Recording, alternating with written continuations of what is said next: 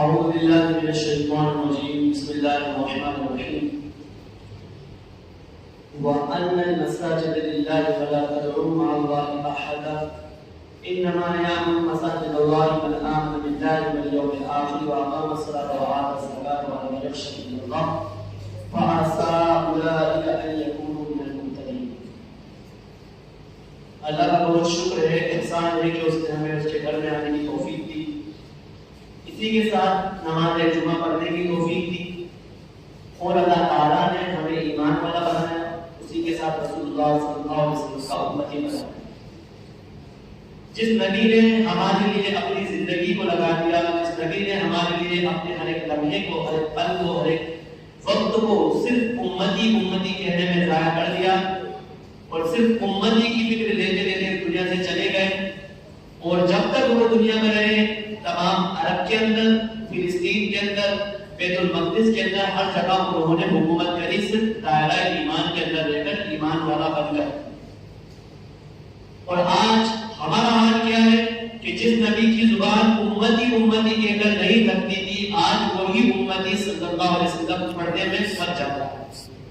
آج یہ ہماری کنڈیشن ہے۔ دیکھیے، ایمان کے اندر دو باتیں ہوتی ہیں، ایک ہوتا ہے جذبہ ایمان اور ایک ہوتا ہے جذبہ جہاد، یعنی اللہ کے راستے میں لڑنا مرنا کٹنا، اور ایک ہوتا ہے جذبہ ایمان۔ اب جس کسی کے اندر یہ دونوں باتیں پائی جاتی ہیں تب جا کر اللہ کی راہ قبول ہوتا ہے، اور جس کے اندر جذبہ ایمان تو ہو لیکن جذبہ جہاد نہ ہو تو وہ بھی کوئی کام کرے گی، اور جس کے اندر جذبہ جہاد اور جذبہ ایمانی نہ ہو وہ بھی کوئی کام کرے گی۔ دونوں چیزیں ضروری ہیں۔ اسی لیے قرآن میں اللہ نے کیا فرمایا؟ یا ایھا الذین آمنوا آمنوا باللہ، اے ایمان والو ایمان لے آؤ۔ عجیب بات ہے کہ اللہ تعالیٰ ایمان والوں سے کہہ رہا ہے ایمان لے آؤ۔ اللہ کیوں کہہ رہا ہے؟ تاکہ تم ایمان کے ہر ایک شعبے میں پورا اتر جاؤ اور ایمان کے ایک حصے کو اپنی زندگی میں اتار لو۔ اسی لیے کہا گیا یا ایھا الذین آمنوا آمنوا باللہ، کہ اے ایمان والو کیا لے آؤ؟ ایمان لے آؤ۔ آج میرے بھائی بزرگ دوستو، آپ دیکھ رہے ہیں اپنی آنکھوں سے حالات کیسے ہیں، اور ہم ہماری پاس کی بستی کے اندر، ہمارے جو کشن کے اندر جو واقعہ پیش آیا تھا، تمام چیزیں ہم دیکھ رہے ہیں، تمام باتیں ہماری نظروں سے گزر رہی ہیں، لیکن پھر بھی آج ہم وہی کی وہی ہیں۔ جو بھیڑ ہم جمعے میں مسجدوں میں اکٹھی کرتے ہیں وہ بھیڑ ہم فجر میں اکٹھی نہیں کر پاتے۔ آج جو حالت عباسیوں کی ہوئی تھی، آج وہی حالت ہماری ہو رہی ہے۔ میں آپ سے بار بار کہتا ہوں، ایمان ہونا ہی اصل نہیں ہے، ایمان کے ساتھ اس کا زندگی میں اترنا اور زیادہ اثر ہے۔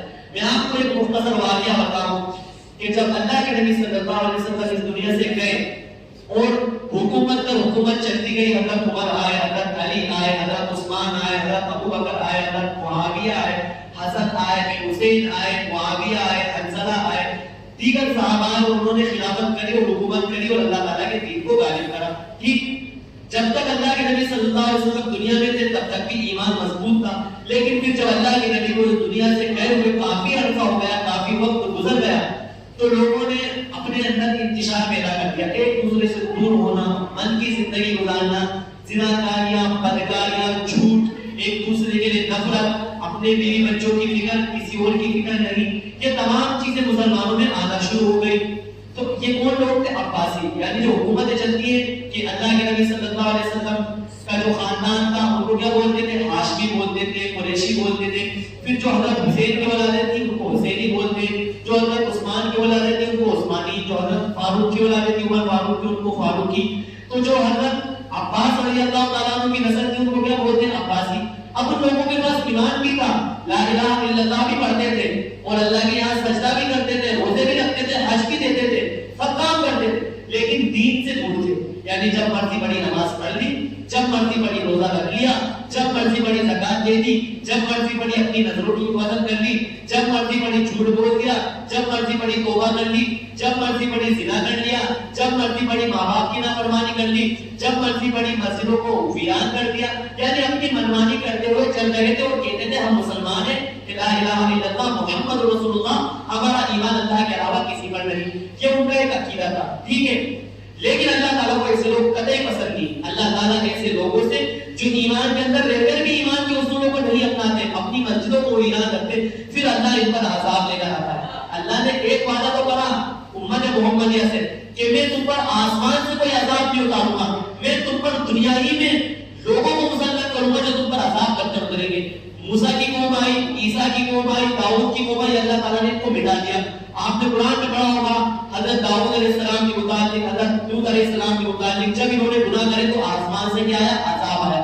لیکن اللہ کے نبی صلی اللہ علیہ وسلم کی امت کی خاصیت یہ ہے کہ ہم پر کوئی آسمان سے عذاب نہیں آئے گا, ڈائریکٹ قیامت آئے گی. اس کے بیچ میں اللہ تعالیٰ ہم سے کوئی کوپریٹ نہیں کرے گا کہ ہاں تم جو کرتے ہو وہ کرتے رہو, میں جو کر رہا ہوں کرتا رہو. نہیں, اللہ تعالیٰ ڈائریکٹ آخرت کو, قیامت کو قائم کرے گا. لیکن جو بات چل رہی تھی عباسیوں کی, انہوں نے نمازیں بھی پڑھی, روزے بھی رکھے, لیکن جب مرضی پڑھی رکھا. آج ہمارے اندر کیا ہے, کچھ مسلمان 15 روزے رکھتے باقی چھوڑ دیتے. کوئی فجر پڑھ رہا ہے, ظہر نہیں پڑھ رہا, کوئی ظہر پڑھ رہا ہے, فجر نہیں پڑھ رہا, کوئی کبھی جھوٹ بول رہا ہے, کبھی زنا کر رہا ہے, کبھی لڑکیوں سے فونوں پہ بات کر رہا ہے, ماں باپ سے ادب سے بات نہیں کر رہا ہے, اللہ کے ڈر کو ویران کر رکھا ہے, ذکر نہیں کرتا. اس کے علاوہ بہت ساری چیزوں میں مسلمان غفلت کرتا ہے. ٹھیک ہے, یہ ہماری زندگی ہے. تو عباسیوں نے بھی یہی غلطی کری. تو اس کے بعد جو تاریخ کا سب سے درگزر, تاریخ کا سب سے جو دردناک واقعہ پیش آیا وہ کیا آیا؟ پھر ان کے اوپر منگول آیا, جو ہم نے دیکھا ہوگا ابھی جو ایپیسوڈ چل رہا ہے قتل غازی کا, آپ نے دیکھا ہوگا. پھر اللہ نے ان کے اوپر ایک عذاب پہنچایا منگولوں کا.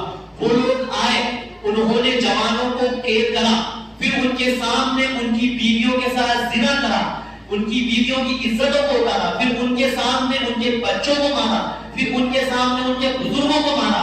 پھر اس کے بعد انہوں نے جوانوں کو قید خانے سے نکال کر ان کے سروں کو کاٹا, پھر اس سے ایک بڑا سا مینار بنا. یہ ان کی کنڈیشن ہوئی. کس بنا پر؟ کہ انہوں نے ایمان کو مکمل طور پر نہیں اپنایا. اگر وہ لوگ ایمان کو اپنا لیتے تو آپ دیکھیں جنگ بدر کے اندر 313 نے کیسے ہزاروں کے لشکروں کو مٹا کر رکھ دیا. جنگ خندق کے اندر اللہ کے نبی نے کس طریقے سے, اور جنگ خیبر کے اندر کنڈیشن ہماری ہو چکی ہے. آج ہمارے اندر جذبہ تو ہے, ہم اللہ کے لیے مرنا بھی چاہتے ہیں, مٹنا بھی چاہتے ہیں, لیکن مسجدوں کو آباد کرنا نہیں چاہتے. قرآن میں اللہ نے کیا فرمایا؟ وَأَنَّ الْمَسَاجِدَ لِلَّهِ فَلَا تَدْعُوا مَعَ اللَّهِ أَحَدًا. یہ اللہ کے گھر ہیں جو اللہ کی یاد کے لیے بنائے جاتے ہیں, تم اللہ کے علاوہ کسی کو نہ پکارو. آج ہماری سرکار, ہمارا سنویدھان, بھارتیہ جنتا پارٹی, بھاجپا نیتا مودی سرکار, یوگی سرکار جو دعوے کر رہی ہے وہ یہ کر رہی ہے کہ 1947 کے اندر جو ہندوستان آزاد ہوا, آزاد ہونے سے پہلے جہاں جہاں مندر تھے وہاں پر اورنگزیب نے, بابر نے, بہادر شاہ ظفر نے اور جتنے بھی ہمارے ٹیپو سلطان نے وہاں مندروں کو توڑ کر مسجدیں بنوائی. یہ ان کا دعویٰ ہے. ٹھیک ہے, ہم مان لیتے ہیں کہ ہاں ہمارے پرکھوں نے وہاں پر مندر توڑ کر مسجدیں بنوائی. ٹھیک ہے, لیکن یہ ہندوستان ہی نہیں, آپ فلسطین چلے جائیے, دبئی چلے جائیے, کویت چلے جائیے, کتنے ہی مندر ایسے ہیں جہاں پر مندر توڑ کر مسجدیں بنائی گئی. کیونکہ جب ایمان آتا ہے تو ایسے ہی آتا ہے. یہ بات ہم سنویدھان کے دائرے میں کرتے ہیں پوری کہ جہاں جہاں مندر تھے وہاں ہم مسجدیں بنی ہے. کیوں بنی ہے؟ کیونکہ جب لوگوں کو ایمان ملا تو انہوں نے خود اپنے ہاتھوں سے اپنے مندروں کو توڑا, اللہ کے گھروں کو وہاں پر بنایا. اب جب قانون بن گیا, جب ہندوستان آزاد ہو گیا, تو پھر پرانا اتحاد دوہرانے کی ضرورت کیا ہے؟ پھر واپس پیچھے کنٹینیو آپ اس چیز کو کیوں لے رہے ہو؟ اگر ابھی کسی مندر کو توڑ کر کوئی مسجد بنائی جائے تو آپ ایکشن لے سکتے ہیں اور وہ ہم آپ کو پورا دے دیں گے. لیکن آزادی سے پہلے جہاں جہاں مسجد تھی وہاں مسجد ہی رہے گی, اور آزادی کے بعد جہاں جہاں مندر تھا وہاں مندر رہے گا. 1991 میں جو آپ نے قانون بیان آیا سپریم کورٹ نے کہ جہاں مندر تھی وہاں مندر رہے گا, جہاں مسجد تھی وہاں مسجد رہے گا. لیکن اب گیان واپی کا مسئلہ دیکھ لیجیے, اتنے سالوں سے وہاں نماز ہو رہی ہے, لیکن اب سپریم کورٹ دعویٰ کرتا ہے کہ وہاں مندر تھا. آپ بھوپال کی تاج المساجد تو ایشیا کی سب سے بڑی مسجد ہے, 3 نمبر پر آتی ہے, وہاں پر یہ لوگ کہہ رہے ہیں کہ وہاں پر بھی مندر تھا. دلی کی جامع مسجد, وہاں پر یہ لوگ کہہ رہے ہیں یہاں پر بھی مندر تھا. تاج محل جو ہمارے پرکھوں نے بنوایا وہاں پر بھی مندر تھا. یعنی جہاں جہاں اللہ کا گھر ہے وہاں یہ لوگ اپنے دعوے ثابت کرنے میں تلے ہوئے. لیکن بات یہاں پر یہ آتی ہے کہ ہمارے پروجوں میں, ہمارے پرکھوں میں اور ہماری نسلوں میں دم تھا جنہوں نے مسجدیں بنائی. تمہارے اندر کہاں دم نہیں تھا؟ تم چاہتے تو تم وہاں مندر بنا لیتے. لیکن آج آزادی کے بعد یہ لڑائی کی باتیں ہم نہیں کرنا چاہتے قوم کے اندر. ہم صرف یہی کہنا چاہتے ہیں کہ جہاں مندر تھا وہاں مندر رہنا چاہیے, اور جہاں مسجد تھا وہاں مسجد رہنا چاہیے. ہم کوئی لڑائی کی بات نہیں کر رہے. لڑائی اور فتنہ پرستی آپ اپنی طرف سے لا رہے ہیں کہ جو سالوں سے مسجد تھی وہ مسجد ہی رہنا چاہیے, اور جو سالوں سے مندر تھا وہ مندر رہنا چاہیے. آپ دیکھیے کہ پاکستان کے اندر ایک بہت بڑا مندر ہے, وہاں پر وہاں کی گورنمنٹ نے کوئی ایکشن نہیں لے رکھا. جو چیز جہاں ہے اس کو وہی رہنے دیجیے. لیکن آپ اگر ہماری عبادت گاہوں کے اندر کئی دعوے کریں گے, آپ چاہیں گے راتوں کے اندر ہماری مسجدوں میں گھس کر ہمارے اسپیکر توڑیں گے, مورتیاں رکھیں گے اور آتا کہیں گے یہ مندر تھا, تو ہم اس چیز کو کیسے قبول کریں گے؟ ہم اس بات کو ماننے کے لیے قطعی تیار نہیں ہے کہ ہماری مسجدوں کے اندر تمہارے مندر تھے. یہ تو اللہ کے نبی صلی اللہ علیہ وسلم کی سیرت تھی کہ لوگ ان کے چہروں کو دیکھ کر کلمہ پڑھتے تھے اور پھر وہ اپنے مندروں کو توڑ کر مسجد بناتے تھے. ہم نے کسی پر ظلم نہیں کرا, خدا کی قسم. ہم نے نہ کسی کی گردن کو کاٹا, نہ ہمارا اسلام تلوار کے زور سے پھیلا. اگر اسلام تلوار کے زور سے پھیلتا تو جب حضرت عمر رضی اللہ تعالیٰ عنہ نے ایمان کا اعلان کرا تو پورے مکہ میں کسی کی اوقات نہیں تھی کہ وہ کلمہ نہ پڑھتا, بلکہ عمر کا وہ خوف تھا, عمر کا وہ روک تھا کہ وہ جن طرف تلوار گھما دیتے تھے وہیں کے تمام لوگ ڈر جاتے تھے. لیکن ایمان اگر تلوار کے زور سے پھیلتا تو آپ افغانستان چلے جائیے جہاں پر طالبان کی حکومت ہے, وہ چاہیں تو ہر جگہ بندوق چلا کر ایمان پھیلا سکتے ہیں, لیکن وہ کسی کے ساتھ زبردستی نہیں کر رہے. سیدھی سادھی مثال ہے آپ کے سامنے. آپ سعودی عرب کے اندر چلے جائیے, کتنا اللہ نے ان کو پیسہ دیا, وہ کسی پر ظلم کر رہے ہیں نہیں. وہاں پر ہندو بھی کام کرتے ہیں, سکھ بھی کام کرتے ہیں, مسلم بھی کام کرتے ہیں. اگر اسلام تلوار کے زور سے پھیلتا تو آج 56 ملک اسلام کے پابند ہیں. وہ اگر ایک ساتھ ہو جائے تو پوری دنیا ایمان قبول کر لے. کون کہتا ہے کہ اسلام تلوار کے زور سے پھیلا؟ تو یہ تو ہوئی سائیڈ افیکٹ والی بات ہے جو ہمارے اوپر جو ظلم ستم ہو رہا ہے, جو ہمارے اوپر حالات آ رہے ہیں پوری پلاننگ کے تحت آ رہے ہیں. اس سے پہلے جو مسجدیں تھی, ہم آرٹیکل 1991 کے تحت یہی کورٹ سے چاہتے ہیں, سپریم کورٹ سے یہی امید کرتے ہیں کہ جو مسجدیں جہاں تھی وہ وہی رہنا چاہیے. اگر اورنگزیب نے کہیں مندر توڑ کر مسجد بنائی تو وہ آزادی سے پہلے کا مسئلہ تھا, وہ ایک الگ لڑائی تھی. اسی طرح بابری مسجد کو تم کہتے ہو کہ یہ مندر کا رام جنم بھومی تھی, متھرا کی عیدگاہ مسجد کے بارے میں کہتے ہو یہ کرشن جنم بھومی تھی. یعنی کہیں نہ کہیں کوئی نہ کوئی پیدا ہو ہی رہا ہے, کہیں نہ کہیں کچھ نہ کچھ ہو ہی رہا ہے. کہ آزادی سے پہلے کیوں نہیں تھا؟ یعنی جب 1997 میں ہندوستان آزاد ہوا, آپ اس وقت ایک فیصلہ لے رہے تھے کہ ہندوستان صرف ہندو آزاد کرائیں گے اور سکھ آزاد کرائیں گے, مسلمانوں کا اس میں کوئی رول نہیں رہے گا. اس کا وقت آپ ایک فیصلہ کرتے تھے, ہندوستان چھوڑ دیتے. لیکن اس ہندوستان کے اندر ہم نے خون بھی بہایا ہے, ہمارے پروجوں نے اس کے اپنے گردنوں کو بھی کٹایا ہے, اور اس ہندوستان کے اندر ہم نے قطب مینار, تاج محل, دیگر عمارتیں ہم نے بنوائی. اور یہ ہندوستان کسی کی اوقات نہیں تھی کہ چند لوگ مل کر اس کو آزاد کر لیتے. یہ ایک پورا گروپ بنا, پوری کمیٹی بنی جنہوں نے محنت کری, اپنی لہو کی, اپنے خون کی قربانی دی, تب جا کر یہ ہندوستان آزاد ہوا. اور آج اتحاد جو لایا جا رہا ہے, بہت سے لوگ کہتے ہیں کہ یہاں مندر تھا, گیار باپی کی جگہ مندر تھا, آپ نے مسجد بنا لی. بابری مسجد کی جگہ مندر تھا, آپ نے مسجد بنا لی. متھرا کی مسجد کی جگہ مندر تھا, آپ نے مسجد بنا لی. جانیے کتنے جگہ بھوپال کی مسجد کو بھی کہہ دیا انہوں نے کہ وہاں بھی مندر تھا, اور ابھی کل کی بریکنگ نیوز ہے گرودوارے کو بھی انہوں نے کہہ دیا یہاں بھی مندر تھا. اسی طریقے سے ٹوٹل 360 مسجدیں کے ٹارگیٹ پر ہیں جہاں یہ مندر ثابت کریں گے. اگر خدا کی قسم ہم اتحاد دوڑانے پر آ گئے تو پھر کسی کو بھگنے کی جگہ نہیں ملے گی. اگر آپ اتحاد کی بات کر رہے ہو کہ اتحاد میں یہ ہوا, اتحاد میں یہ ہوا, پہلے یہ ہوا, ماضی میں یہ ہوا, یہاں پر ہمارے بزرگوں پر اورنگزیب نے قتل کرا, یہاں پر اتنے لوگوں کو مار دیا, یہاں پر مندر کی جگہ مسجد بنا دیا, وہ گزر گیا. وہ 1997 یعنی 1947 کے پہلے کی جو باتیں تھی وہ گزر گئی.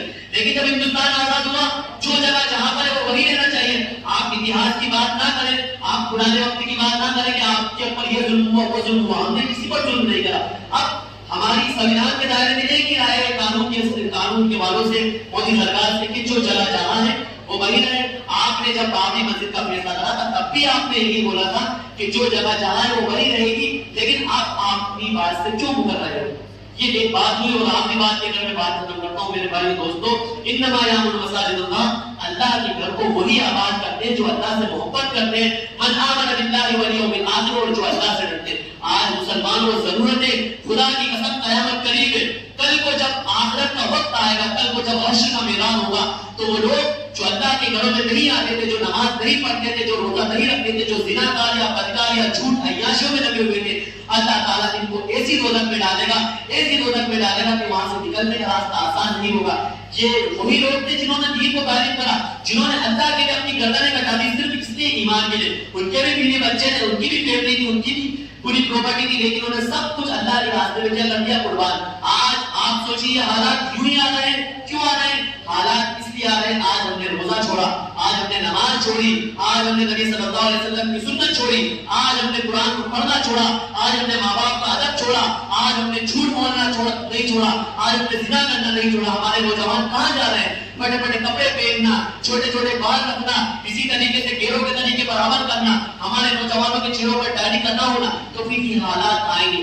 آج آپ سوچیں کہ ہندوستان سے مسلمان مل جائے گا, امپوسیبل ہو ہی نہیں سکتا. اگر آج آپ لوگ ایمان کو نہیں پکڑو گے تو کل آپ کی اولاد آئے گی, لیکن ایمان کبھی ختم نہیں ہوگا. اب یہ آپ پہ ڈیپینڈ کرتا ہے, آپ پہ ڈیپینڈ کرتا ہے کہ آپ ایمان کو پکڑتے ہو یا نہیں. جب اللہ کے نبی طائف کے میدان میں گئے, طائف والوں نے جب اللہ کے نبی پر پتھر مارے تو اللہ کے نبی نے کیا کہا تھا؟ یہ نہیں تو ان کی کی نسلوں میں کوئی ایمان لے کر آئے گا. اور کیا ہوا؟ محمد بن قاسم جو ہندوستان میں آئے انہوں نے جگہ جگہ ایمان کا کیا پرچم لہرایا. اسی لیے میں مسلمانوں سے یہی کہنا چاہتا ہوں, یہاں کے مسلمانوں سے, ہر جگہ کے مسلمانوں سے, کہ اگر آج آپ لوگ آگے نہیں بڑھیں گے تو اللہ کسی کا محتاج نہیں, اللہ کو کسی کی ضرورت نہیں. وہ تو اللہ تم پر مہربان تھا جو تمہیں مسلمان بنا دیا.